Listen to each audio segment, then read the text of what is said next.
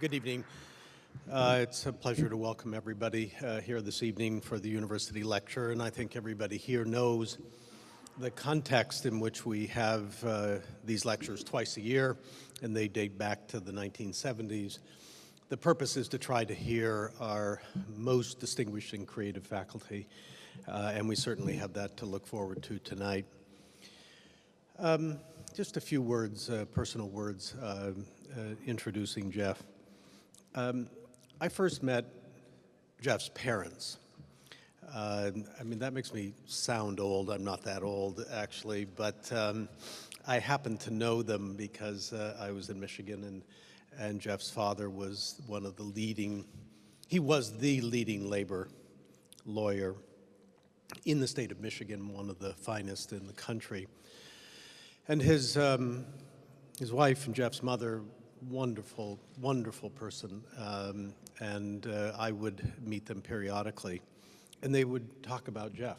And I was not as impressed as they were, but I was very impressed, and I loved the looks in their eyes as they talked about Jeff and what he was doing. And of course, it was incredibly important, incredibly engaged in the issues of the time. I then came to Columbia in 2001, 2002, and one of the first things I was involved with was recruiting Jeff to come here to Columbia. And that was a pleasure. And then we traveled together, and Jean and Sonia and I spent time in Bangladesh and in Africa and India and other places, and I really was able to see Jeff's work firsthand. And of course, enjoying and learning from Sonia was also part of that process, a physician in her own right and a great partner, substantively as well as personally. Jeff took over the Earth Institute and really made the Earth Institute. Underneath this term, the Earth Institute, are these stunning parts of the university, and I'm thinking in particular of Lamont Doherty and the great work that has happened there over the decades on study of the oceans and the Earth.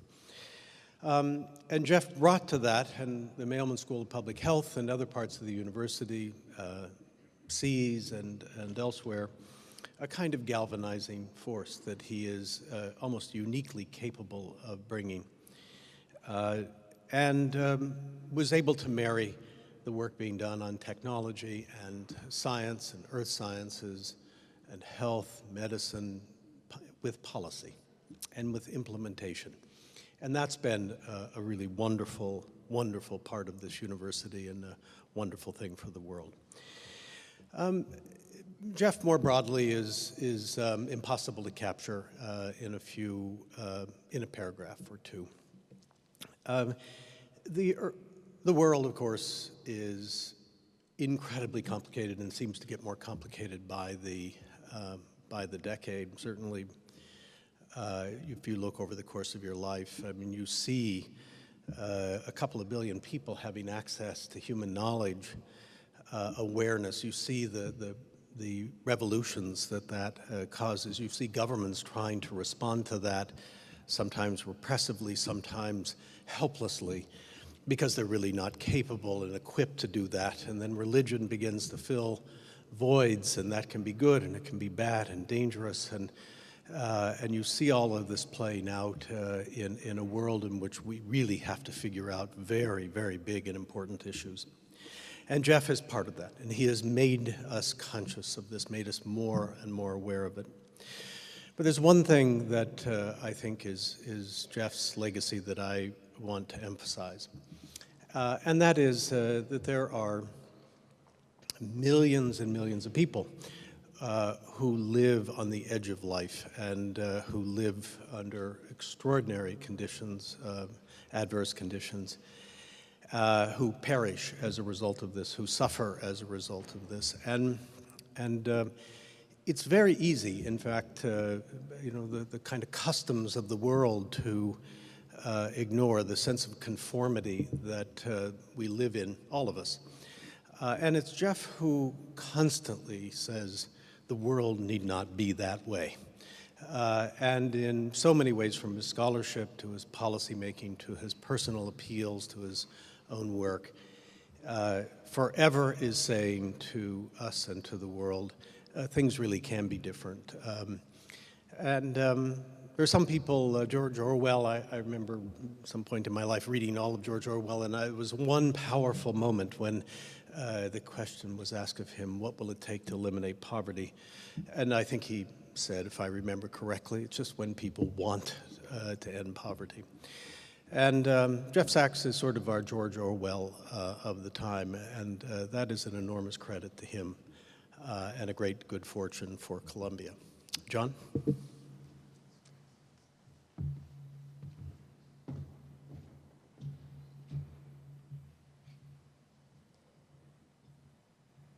Good evening and welcome.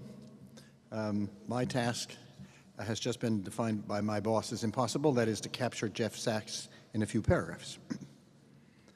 It's my great pleasure, in any case, to introduce tonight's University lecturer Jeffrey Sachs, Director of the Earth Institute, Quetelet Professor of Sustainable Development, and Professor of Health Policy and Management here at Columbia.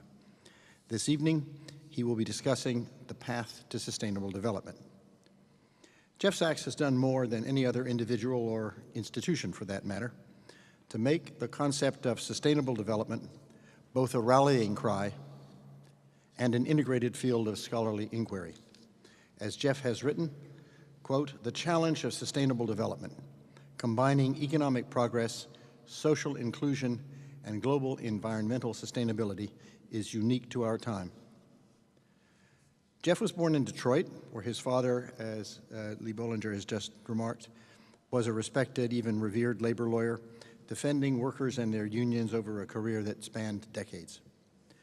Jeff found a second home at Harvard, where he received his BA, MA, and PhD degrees. At the time of his departure for Columbia, he was serving as the Gallon L. Stone Professor of International Trade and the founding director of the Kennedy School's Center for International Development. It was at Harvard that Jeff began his work as policy advisor to transitional governments, first in Latin America and then in Eastern Europe. I first met Jeff in Cambridge, where he was famous not only for his work as an economist and policy advisor, but as a compellingly coherent speaker, much in demand from one end of the campus to the other. One day, however, he failed to arrive at noon at a noontime gathering of leading intellectuals and policymakers from Bolivia, Chile, and Peru, meeting to discuss how to reduce the historic antagonisms that continued to plague relations among those countries. Fortunately, we tracked him down in his office, where we discovered that the keynote address we were expecting at lunch had not managed to get into his calendar. "Never mind," he said, "I'll be right over."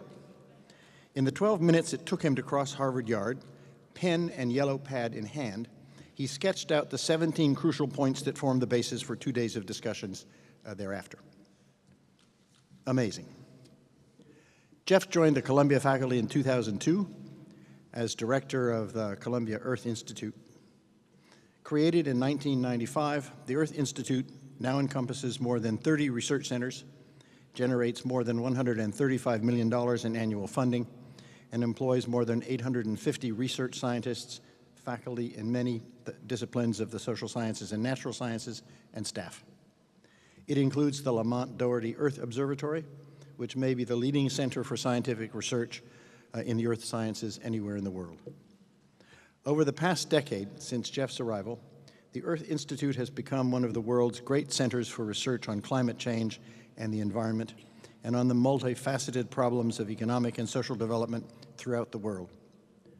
Together with Joseph Stiglitz, Jeff created the Sustainable Development PhD program at SEPA, the only doctoral program of its kind in the world. Collaborating with SEPA, the College and the School of Continuing Education, Jeff and his team have created degree and certificate programs that now enroll more than 700 students at Columbia. Meanwhile, Jeff has continued to play a key role as policy advisor to governments and international organizations. He served as special advisor to 2 Secretaries General of the United Nations, with Colombia Global Fellow Kofi Annan and Ban Ki-moon. With Kofi Annan, he played a crucial role in the development of the UN's Millennium Development Goals. With Ban Ki-moon, he developed and now leads the Sustainable Development Solutions Network that brings together leading thinkers and practitioners to find solutions to poverty, disease, malnutrition, and the environmental problems facing a major portion of the world's population. And he founded and directs the Millennium Villages Project that assists governments in alleviating rural poverty and underdevelopment in sub-Saharan Africa. As if this were not enough to keep him busy, he has written 3 New York Times bestsellers in the past 7 years: The End of Poverty in 2005, Commonwealth, Economics for a Crowded Planet in 2008, and The Price of Civilization in 2011, plus a 4th book on its way to bestseller status, To Move the World, JFK's Quest for Peace, published just last year. His opinion columns appear regularly in newspapers throughout the world. He has become the master at insightful sound bites on otherwise boring TV and radio talk shows. And just last month, Jeff launched a MOOC, a massive open online course via Coursera entitled The Age of Sustainable Development. Thousands of students, professionals, practitioners, and policymakers from around the world have signed up for the course, which forms part of the activities of the Sustainable Development Solutions Network. Jeff's work on promoting economic growth, boosting sustainable environmental practices, and fighting hunger, disease, and poverty has taken him to more than 125 countries, representing more than 90% of the world's population. I am delighted that it has now taken him here to Low Library to address our university community. Please join me in welcoming tonight's university lecturer, Professor Jeffrey Sachs.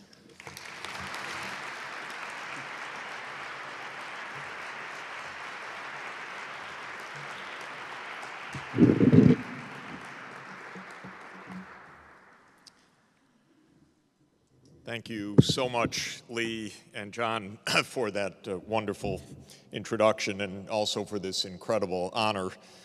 Thank you for reminding me that I missed that speech on my calendar. It was probably a prelude to the worst moment I had of the kind, which was when I was very graciously honored with an honorary degree at a university, and I went to sit down after they put the gown on, and the president of the university said, "Where are you going? You're supposed to give the commencement address now," which was the first I had heard of that. There were 25,000 people there. Somehow a speech got uttered out. I don't know how, but this calendar issue is a serious one. I couldn't be more thrilled and delighted to be together with you this evening. This is a room filled with colleagues and with leading scientists and leaders of this university, and it's a place that I love, a room that I love, and people that I admire profoundly. So it's really not only a fabulous occasion for me to just enjoy the company of all of you, but also a great opportunity for me to share with you some of my reflections on where we stand in this ever more complicated world right now, and an opportunity to reflect on what I've come to believe about our difficulties of solving problems and how we can do better. All of you know how much faith I put in this university and in universities in general as being at the core and the key to problem solving globally, and how much we need to solve some of the problems because they will not solve themselves. I am least of all a believer in self-organizing systems. Our systems, our world does not self-organize. It has a tendency to run off the rails and to go out of control. And I believe that universities are absolutely essential to helping to keep the world and humanity in a direction that we want. But I do believe that we have to change the way we think, the way we organize our disciplines, and the way we organize our engagement in the world. And that's what I'm going to speak about this evening. Perhaps it is fitting to note that, of course, we're in the 100th anniversary of World War I, which was the most decisive and tragic and destructive break of modern human history. And it does exemplify for me that systems do not run on their own. There is no such thing as equilibrium in economic markets. There is no such thing as balance of power in politics, because this idea of balance or equilibrium in an ever-changing world makes little sense. Our biggest interest has to be in change, in flux, and in the danger of complex systems when they are faced with this kind of change that is relentless and is at a scale that we've never experienced before, and poses challenges that we've never faced before. And that, to my mind, is why we need a new field of sustainable development, not only as an idea for the UN or as a goal, but as an intellectual approach to the world that is something new. And that's what I will try to explain briefly this evening, my preoccupations and thoughts about that. Of course, you're looking at a visualization of our global scale network. This is a map of transport links. In fact, the white lines or the bright lines on the map are the air links. The blue lines are the shipping links in the world, and the green on these maps is a visualization, GIS-based visualization of the road networks of the world. We are, of course, a tightly linked, fully integrated global system of unprecedented density of connections. We are more interconnected and, by consequence of that, living in a kind of network of interaction that we have never experienced before. It has tremendous potential for good for the humanity that is part of this network. It also poses problems that threaten us in unprecedented ways. The idea of networks or complex systems lies at the very heart of how we have to understand the world, and we're living in an age where, because of big data and new ways of analysis, network ideas and the formalization of complex systems is operating at every scale. We have the networks of the brain in what's now called the connectome, being studied at this university, where Columbia is perhaps the world's leader in the study of mind and brain. And you have on the left one of the recent visualizations of the brain connectome. We have studies at the cellular level of the metabolic networks. And here you see the metabolites in green, and if you look closely, there are red dots, which are the enzymes as part of the process, and then you have the edges of that graph as the metabolic pathways. Human systems are the same, and human physical Earth systems are also complex, dynamic systems.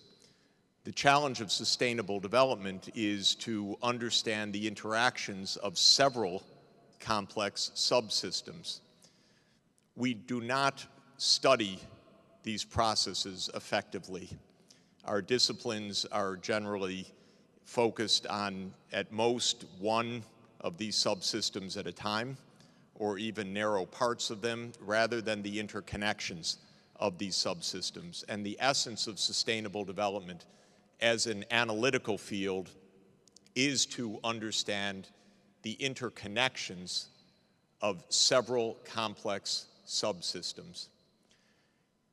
At the first, at the circle on the top, but I don't mean it to be on the top by any means, I would call it the techno-economic system. Mind you, this already is different from studying an economic system, which is a complex system. Economists have not been very good at connecting technology and economics in a deep way, but our economic systems are complex technological systems, and that also defines, and we understand, almost nobody understands more than a small amount of the technology which defines our age and which makes us possible to function day to day. But that techno-economic system is just one part of the complexity we face. Of course, the purpose of the Earth Institute is to connect that techno-economic system with the rest of our social and physical realities in a meaningful way. Earth systems, shown here, are the physical, geophysical and biophysical dynamics of the Earth, studied at Lamont Doherty and at many other research institutes of the Earth Institute. These are enormously complex interactions. Everybody knows how complex the climate system is to understand, how complex it is as an interacting system, and therefore complex to forecast and to predict future developments. At the very minimum of sustainable development is the interaction of that techno-economic system and the Earth's physical systems. This will be one of the defining challenges of human survival and well-being in the future, and yet it remains in the economic sphere as a very small, almost tiny subset of economic studies. And for those who study Earth systems, the techno-economic side is almost often just off to the side. So the interconnections of these highly complex systems is not well elucidated. But I want to add two other critical dynamics.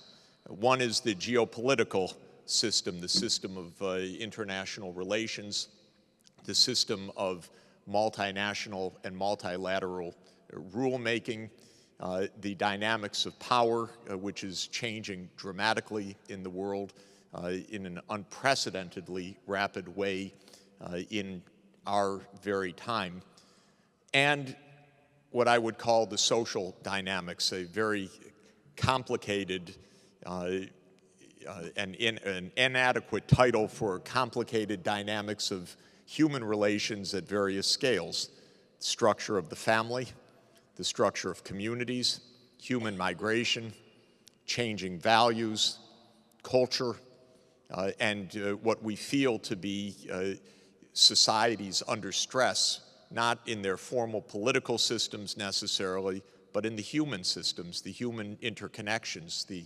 collapse of trust in society, the inter-ethnic violence that is raging. And when we open the newspapers every day now, I noted today in the New York Times columns, you had Venezuela burning on the left, you had Ukraine burning in the center, and you had Syria burning on the right-hand column. And these are social dynamics as well as geopolitical, techno-economic, and earth dynamics.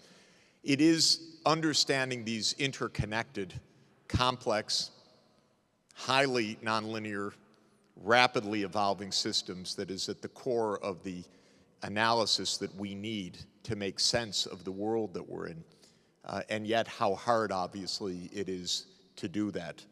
Every one of these subsystems is itself enormously complex and looks like the same graph that we saw for the brain connectome or that we saw for the metabolite networking. This is simply a graph of cross-border banking relations. It has also the structure of a high degree of graph connectedness, which we experienced starting September 15, 2008, when that graph became the edges of financial panic that spread throughout the world in just a few weeks.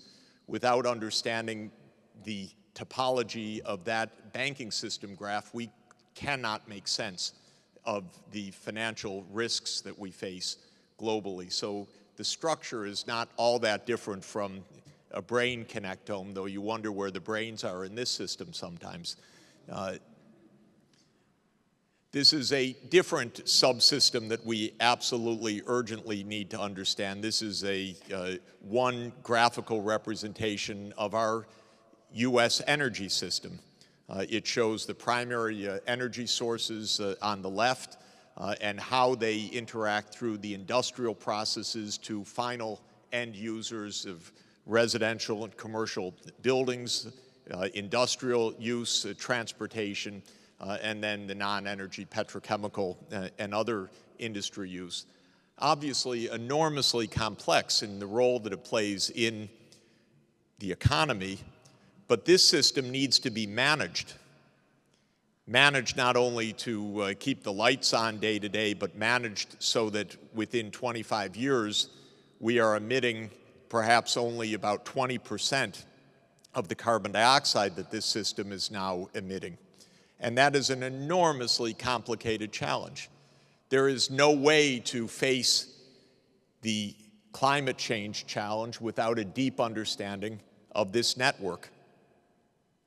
And yet, the integration of the economics, the finance, the energy, the physical systems is a challenge that is, of course, at the highest degree of intellectual and academic challenge, and yet is work that desperately still needs to be done.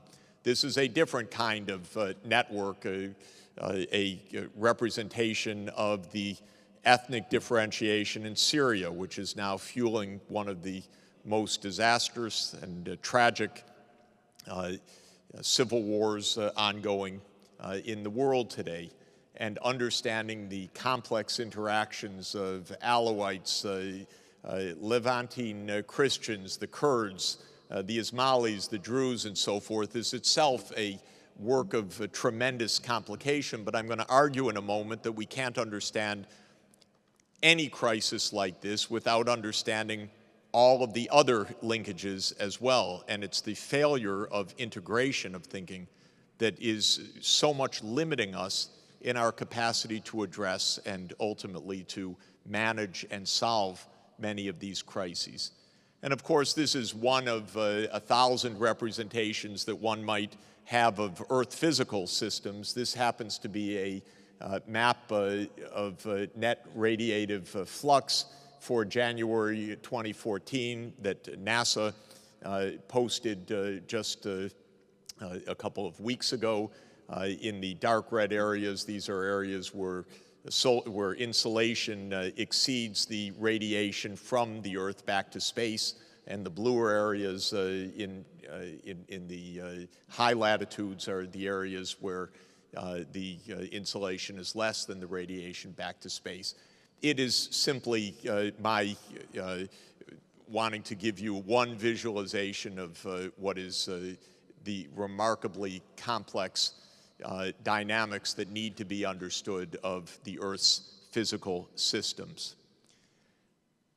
I believe that the integrated understanding of these connected subsystems is vital for our well-being and is not at this stage adequately recognized. Certainly no governments around the world are organized to understand those interactions, and even our disciplinary knowledge can be a hindrance, not a help often, to an understanding of the integration across these subsystems.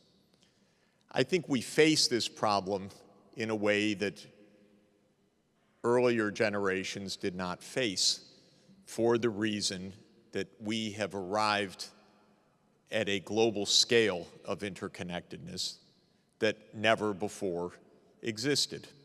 And it is that global full network, the fully connected graph, as a graph theorist would say, that makes our time absolutely distinct. If you think about Frederick Turner, perhaps, of the closing of the American frontier, we've had the closing of the world frontier. There's no place to run, there's no place to hide, all places are interconnected, and this is our reality of our time for the first time. And I think that some of the unique aspects that we face are, first, that our production systems are fully global. There's almost no product that is made, and certainly no product of any technological sophistication, that is not part and parcel of a multi-country production and logistics chain of remarkable complexity and depth. If the floods come to Bangkok, the global automobile industry is impacted and impeded for weeks to come because crucial components come from a few factories in one place. We have a global division of labor, of a subtlety and sophistication and breadth that is absolutely unmatched at any time in the past, and similarly with the financial system. But such complex systems, though often thought to be resilient because of their complexity, are often remarkably brittle, as the financial crisis demonstrated. Second, of course, it's our turn for our own age of scientific revolution.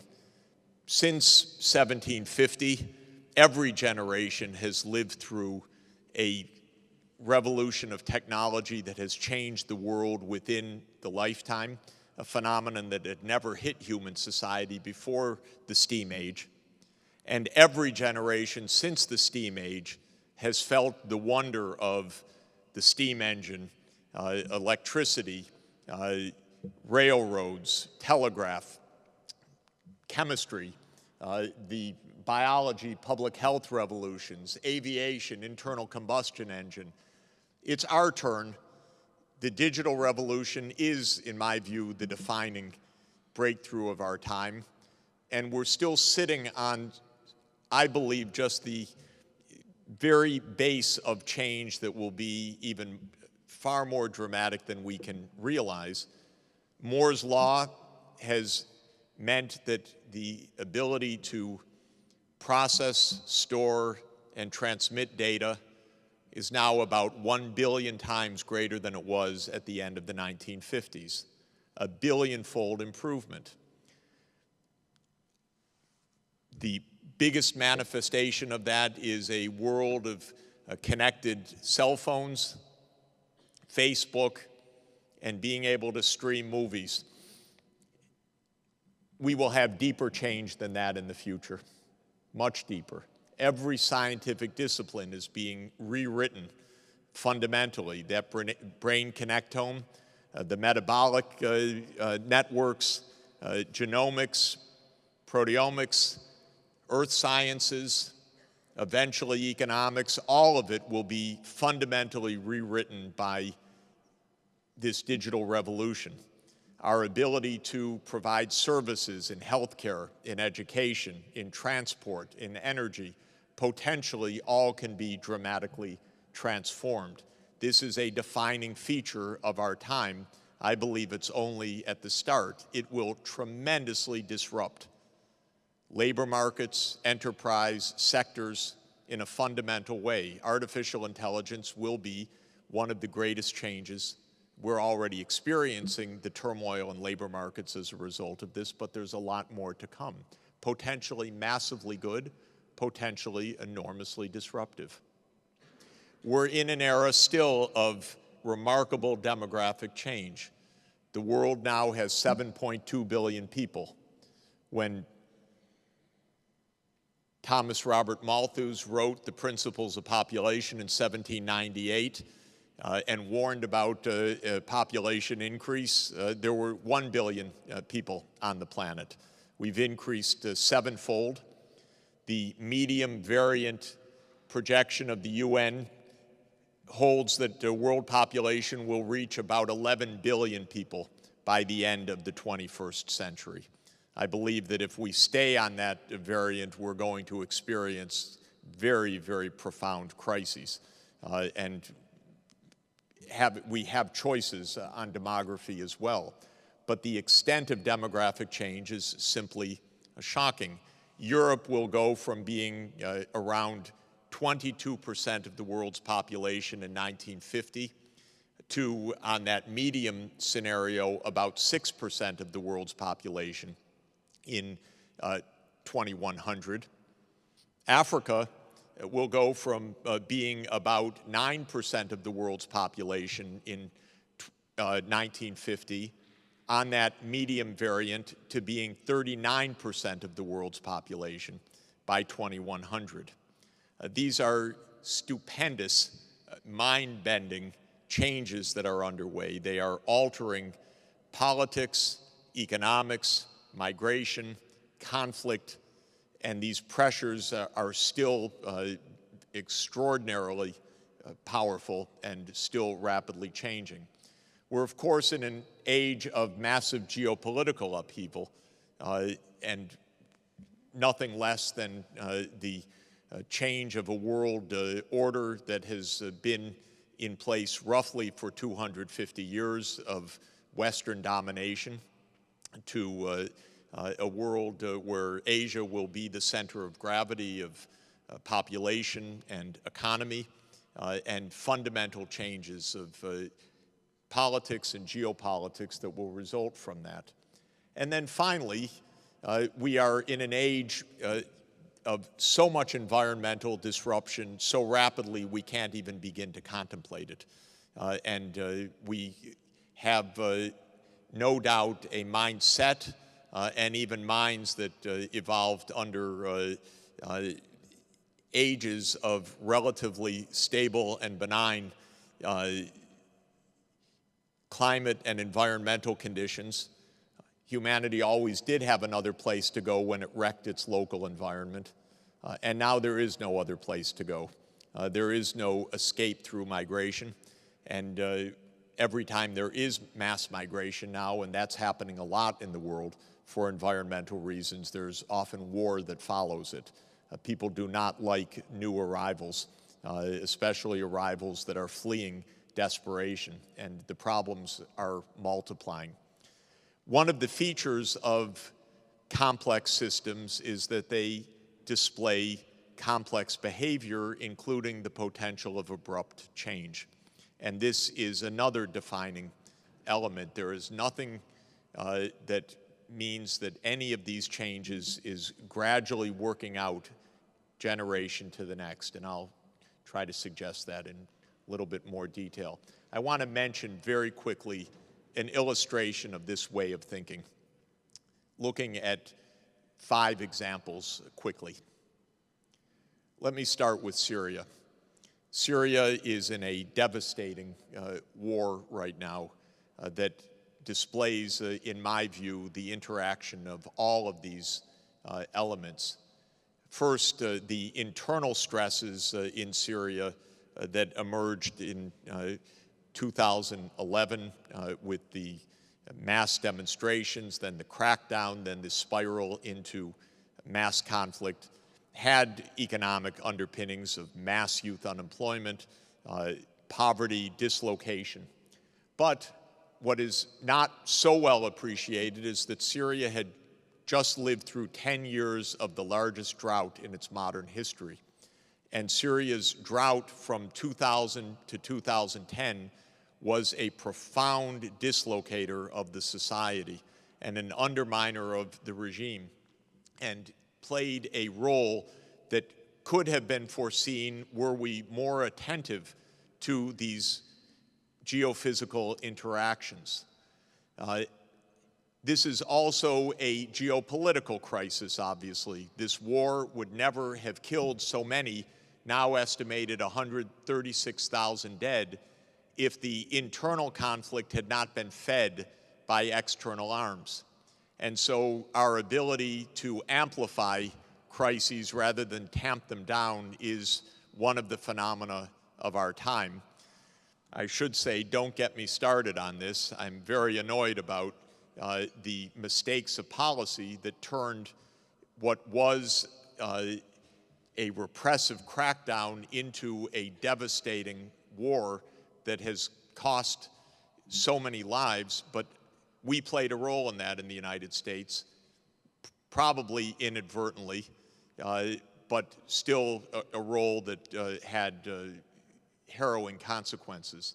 And of course, this kind of crisis is fed by the sectarian divisions, the ethnic divisions that somehow in these crises suddenly become much sharper lines of communities that live together for decades and then kill together within very short periods of time, a phenomenon that we've seen in many parts of the world.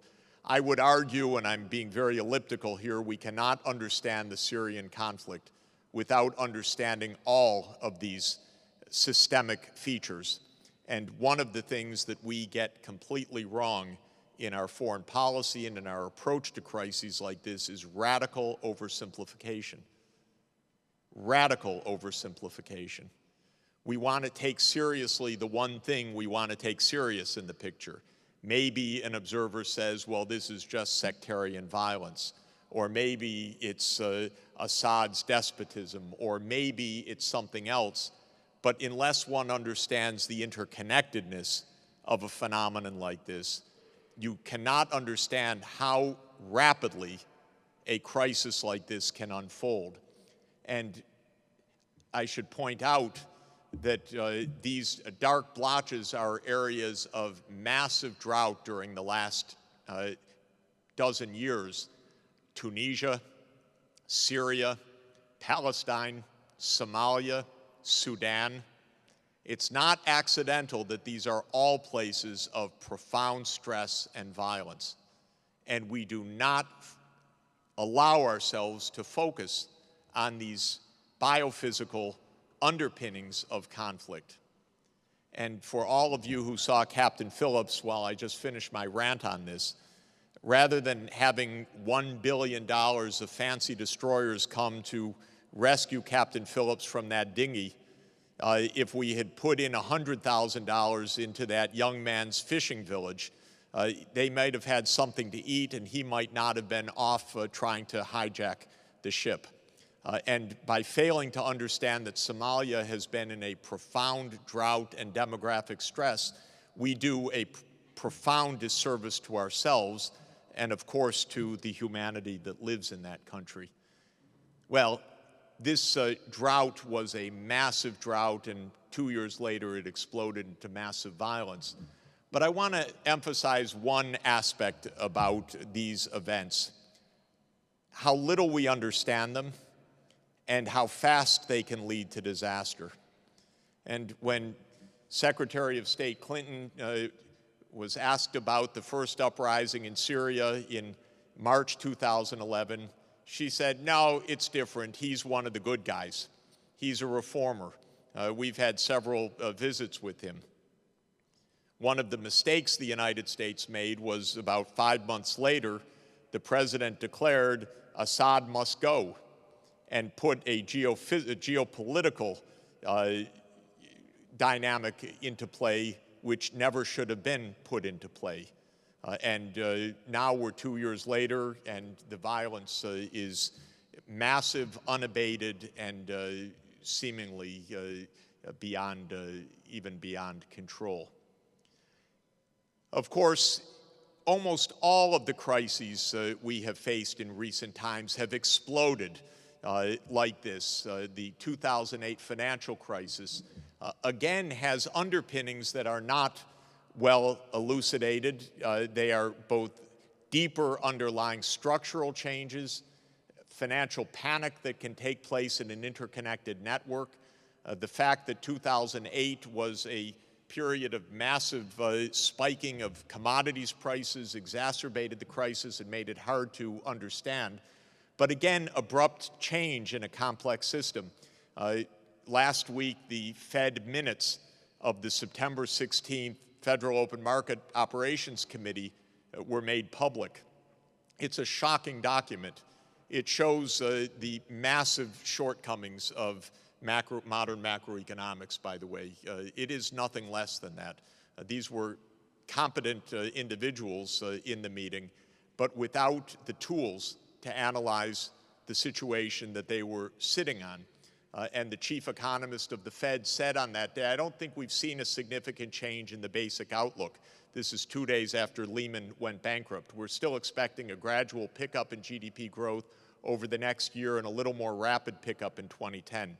When you read these minutes, this is important to understand epistemologically, not only to laugh at or to scratch one's head, but to understand how can a field be so divorced from the underlying dynamics that were taking place at the moment. It's the earth is shaking at a Richter of 9, and the seismologists are sitting around the table and saying, oh, someone slammed the door a little bit too hard.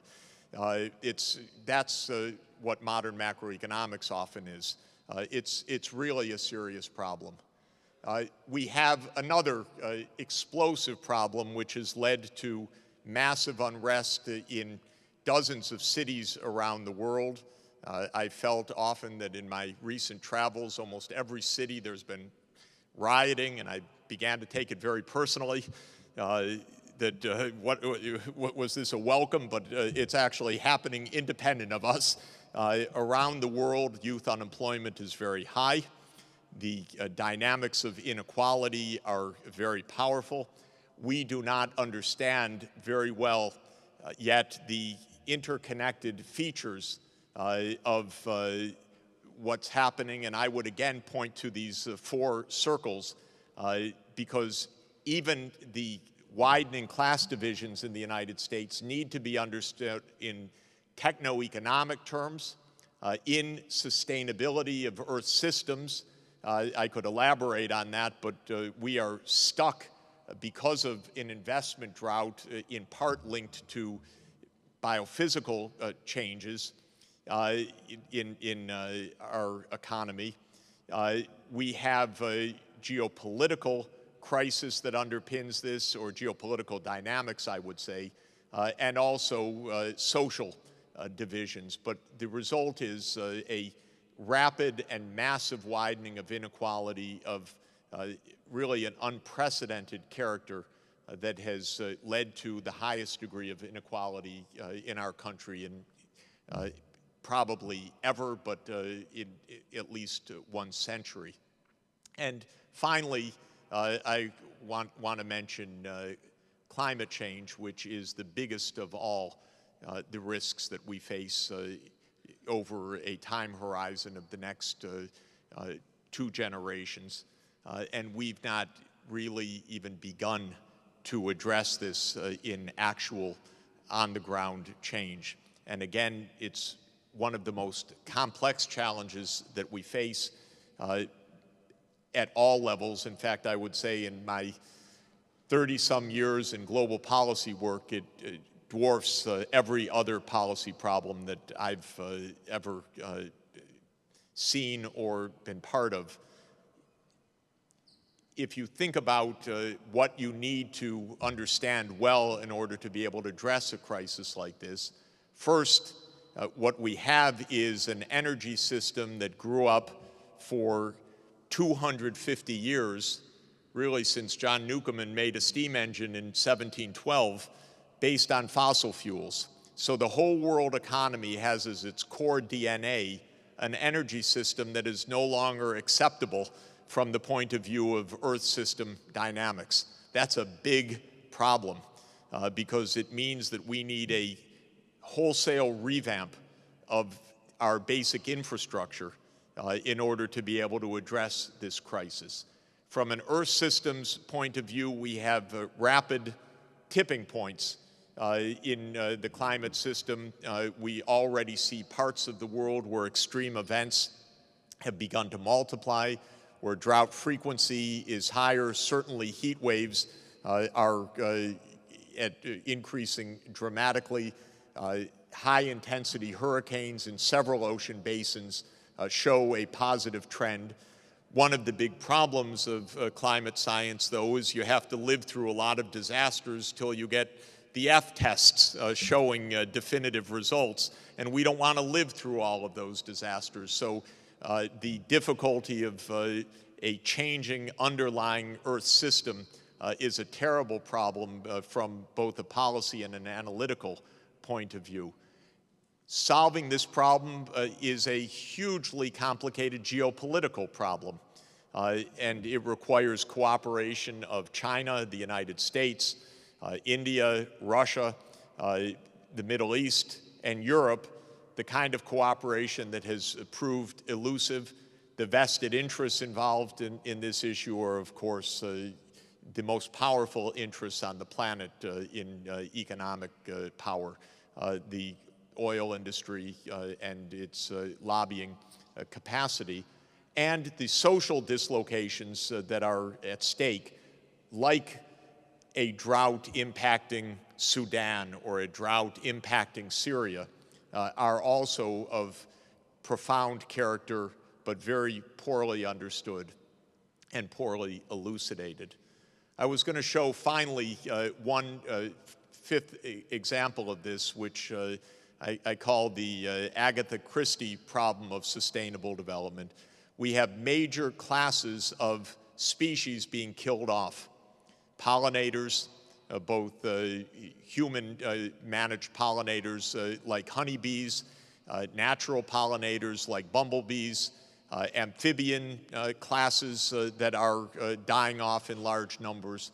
What is stunning about this so-called sixth great extinction is that when you try to analyze what is the source of the bee colony collapse, or what is the source of the loss of amphibious species, there are so many potential culprits that it's like you're on Agatha Christie's Orient Express. You have 12 potential murderers. The truth is that they're probably all playing some role in this case, but the complexity of addressing this mass loss of biodiversity is also about as daunting as a policy challenge gets. Global trade is involved in at least half the cases of rapid drops of species abundance because global trade is pushing land use change, it's pushing over extraction, it's pushing over fishing, it's pushing over hunting and so forth. Ecosystems have tipping points, so-called Ollie effects or other kinds of nonlinear dynamics that can lead to rapid collapses or to invasive species and new pathogens arising, which is part of the bee colony collapse disorder. The international geopolitics is definitely unhelpful in this regard. The rules of the game are not written for species protection or for ecological protection. And under an enormous number of the bilateral investment treaties, companies that do great ecosystem damage are protected by these treaties against regulatory change because the treaties bar regulatory changes affecting foreign investment, so investment takes priority over the ecosystem functions. And we see all of the social dynamics of land grabs, populations disinherited from traditional land areas, and so forth as part of these dynamics. All of these quick examples are to illustrate my anxiety about the way that we approach problems like this now, and the need for a new kind of holism in our studies, our understanding, our methods of interaction and problem solving. And I believe that these are fundamental changes that are needed in a short period of time. Scale is a remarkable phenomenon. The world has changed dramatically to a global scale of unprecedented intensity. We don't have a lot of time to face that particular reality. What are the new methods that are needed? I believe transdisciplinary teams are of fundamental significance for all aspects of problem solving. The individual disciplines cannot address these problems. And so we need disciplinary knowledge but the siloed nature is a massive hindrance to clear understanding. The kind of expertise that's needed for addressing these problems, in my opinion, is a different kind of expertise from normal hypothesis testing, normal F-tests, normal statistical testing. What we really need is expertise in a more clinical kind of practice, what is in medicine called differential diagnosis, which I believe is a fundamental tool, the capacity to analyze a specific contextual crisis through a general body of knowledge. And that is by itself a particular kind of intellectual exercise. It means much more Bayesian logic than frequentist logic. It means much less reliance on classical statistical tools and much more on diagnostic tools that bring in a multiplicity of knowledge. I believe that goal-based problem solving is essential, setting goals in complex conditions, because when you need to coordinate across massive subsystems, there needs to be some orientation to help society move in a particular direction. You can't get everybody in the room, but you can help to orient society in a particular direction. I've been now 13 years the UN's advisor on the Millennium Development Goals. The mere fact of having globally agreed goals on poverty, hunger, and disease has made a difference. It has helped to organize epistemic communities, expert systems, financial arrangements, multilateral negotiations, national policy, NGO activity, simply by having a goal. And I always like to refer to President Kennedy's wise guidance on this when he was pursuing the goal of peace in 1963. And he said, by defining our goal more clearly, by making it seem more manageable and less remote, we help all people to see it, to draw hope from it, and to move irresistibly toward it. And so goal setting, I believe, is a fundamental part of problem solving. And that's not absolutely normal, to set goals and then move towards them.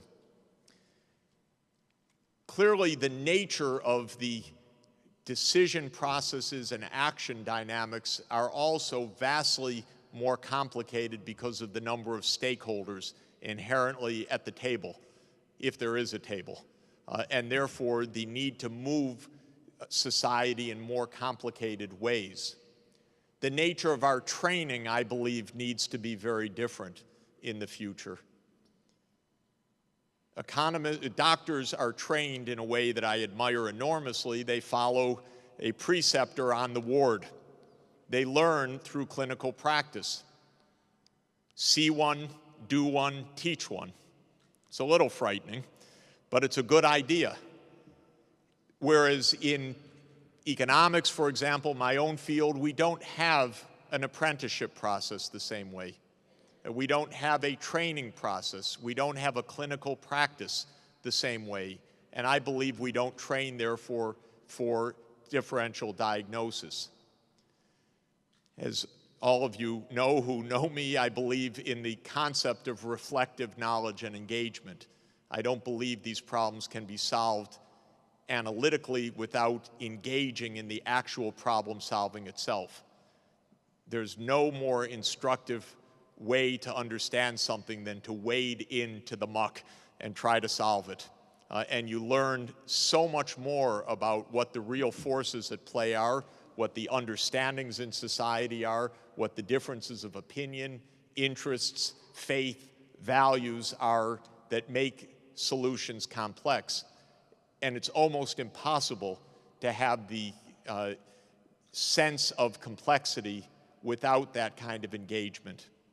And finally, we need sensitivity to abrupt change. We need, if I could put it this way, a sense of the tragic possibility. We need to be careful. We need to understand how things can go terribly wrong in dynamic systems. We need buffers. We need to stop playing games with the earth, with each other, with conflicts, with slogans, with short-term thinking, with the superficial ways of addressing what are extraordinarily deep and pressing problems. Well, that ain't going to happen in Washington. Not at the beginning, anyway. Especially now, because our politics really are broken. They're deeply corrupted, in my view. When election campaigns are $7 billion cycles, you can't get clear thinking. And so I do believe that the role of universities and knowledge centers working across various stakeholder groups with business, with civil society, with politicians is extraordinarily crucial. And I just want to salute my colleagues at the Earth Institute and to highlight how I feel that the Earth Institute plays a contributing role, because I do think that it is a unique initiative.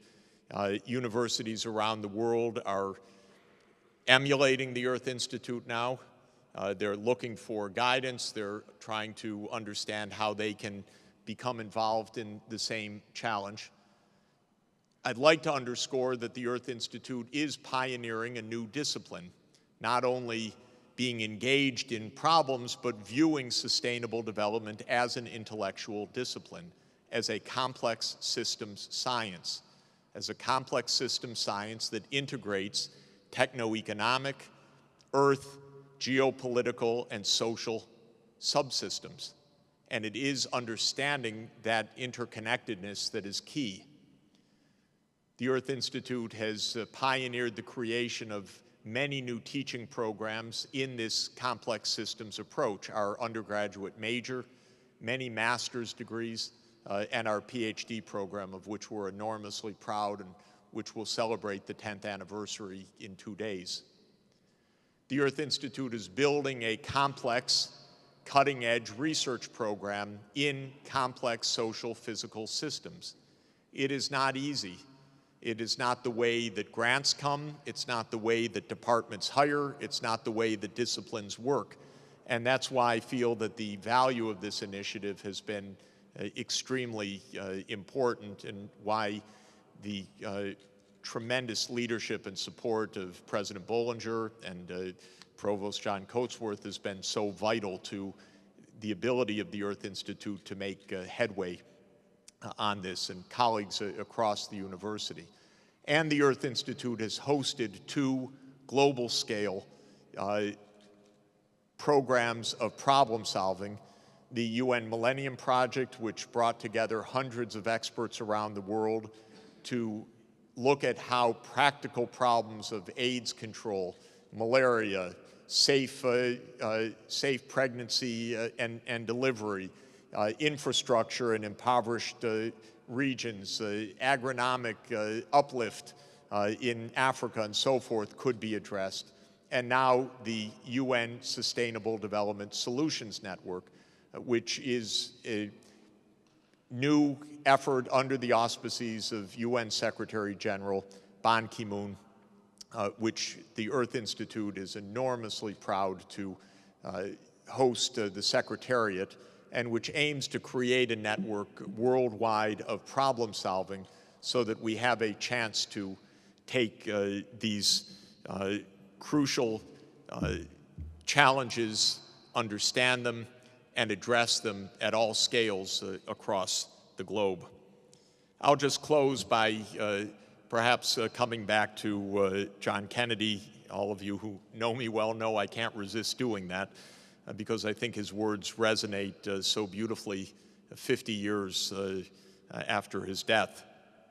He said, even in his inaugural address, something that is even more pertinent for our time.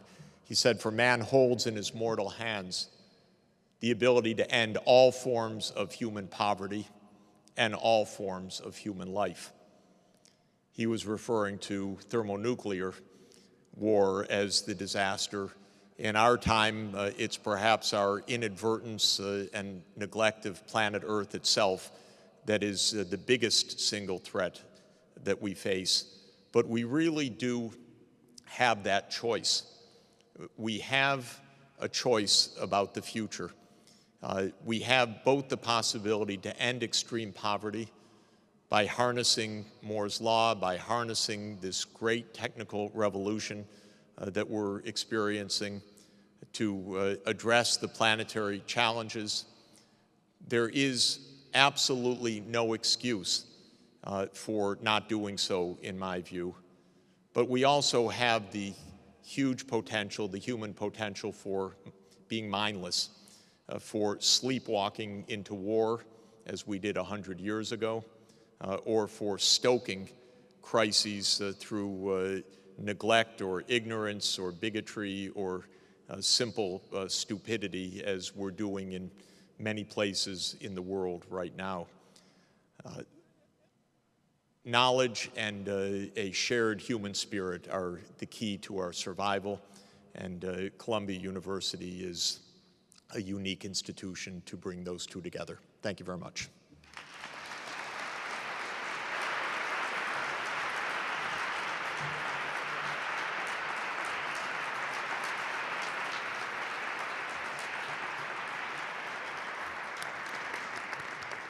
Thank you, Jeff, for an inspiring lecture. You are all invited to join us for a reception afterwards.